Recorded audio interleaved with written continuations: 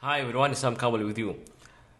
Today I just want to share with you my thinking process of uh, either to keep or to sell uh, one of those lenses that I have here, and based on what I bought them and based on what I'm going to sell one of them.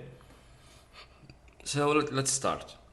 Those two lenses, one of them is the Nikon 20mm 1.8, and the other one is Nikon Z 14 to 30 2.4 f4. Now, um, as you can see in the size, this is much smaller, and they have a zoom that will cover so many focal length, and this is a prime lens with just the 20mm. But I bought this one especially for astrophotography and for long shots in night situation, since it's 1.8.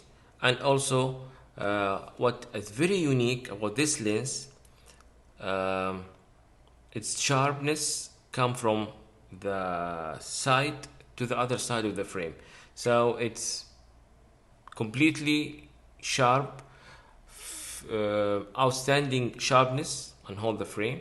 So for astrophotography and for a lot of subject, this is outstanding lens. And of course, since it's prime, the quality in general from the prime lens is superior to the zoom lens in general, and that is clearly happen here.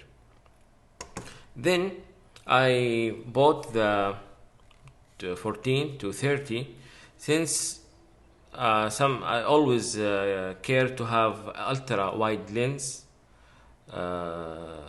in my photography bag, since I do many category of photography, like mainly I do landscape, architecture, street photography, and still life product photography.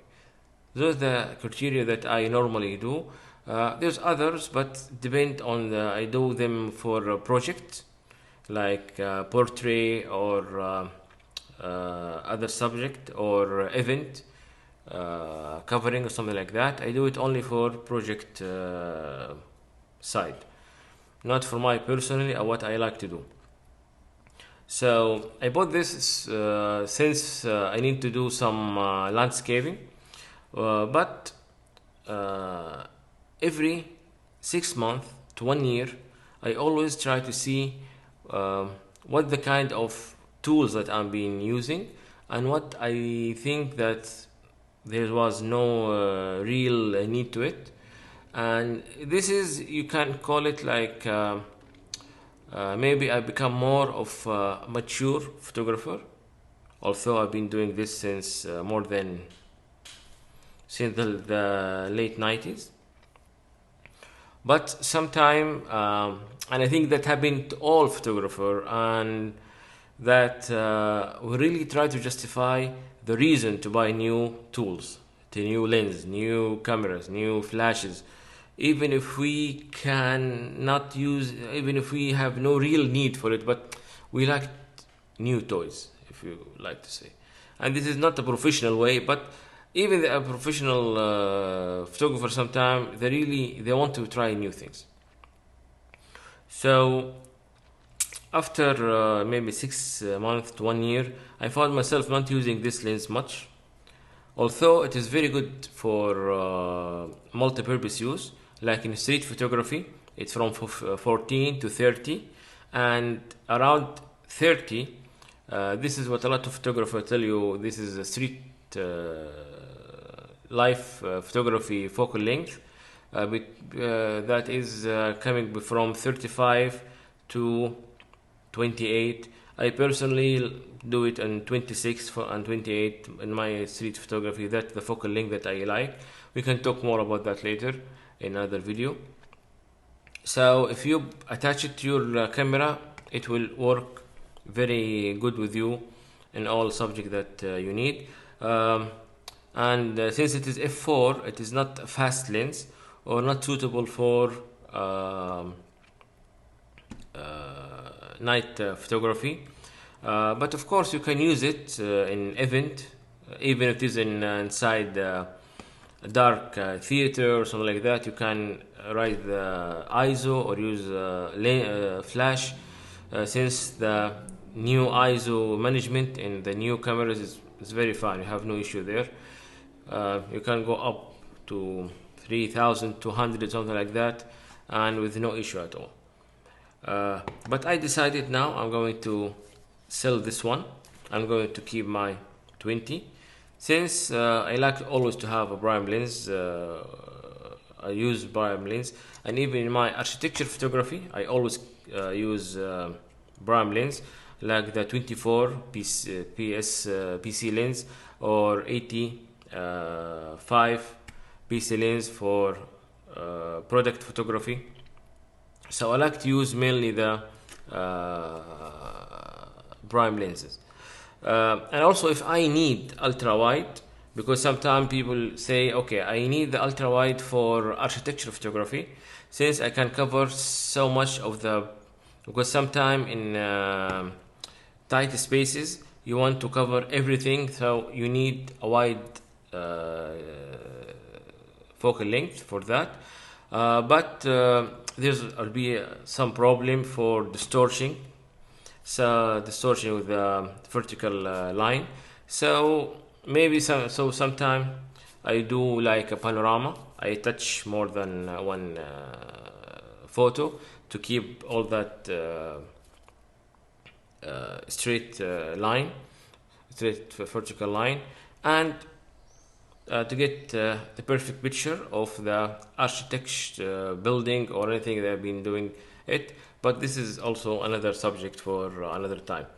And I have also the fish eye, the 16 fish eye. I don't know fish eye how much it can take from the scene and cover it all. So this is I can use if I really need to, and I've been using that. It's sometimes not even 14 help me in some situation. So I always carrying the fish eye with me, and I really get a very nice photo of that lens. Also I have the 24 180 or 120, so that will cover also all the subjects that I need. Like for example, if I do some travel photography, I need only that lens, because it will cover from 24 to 120. And you can see on the internet that a lot of people are using it for landscape photography. But also for land photography I like to use the prime lens as well, especially the PC, because I can correct the perspective of the subject. So that was my thoughts about lenses, and what kind of ultra wide lens or wide lens that photographer maybe need, and what kind of processing thoughts or workflow that the photographer need to think about it when you try to invest on new lenses, since reselling the lenses is not recommended, because you're going to lose a lot, especially if you did not make any money that really can cover the expenses of buying a new one in the first place. So those some kind of talk that I wanted to say, and this video unfortunately getting a little bit long, but I hope you find it very informative, and see you soon.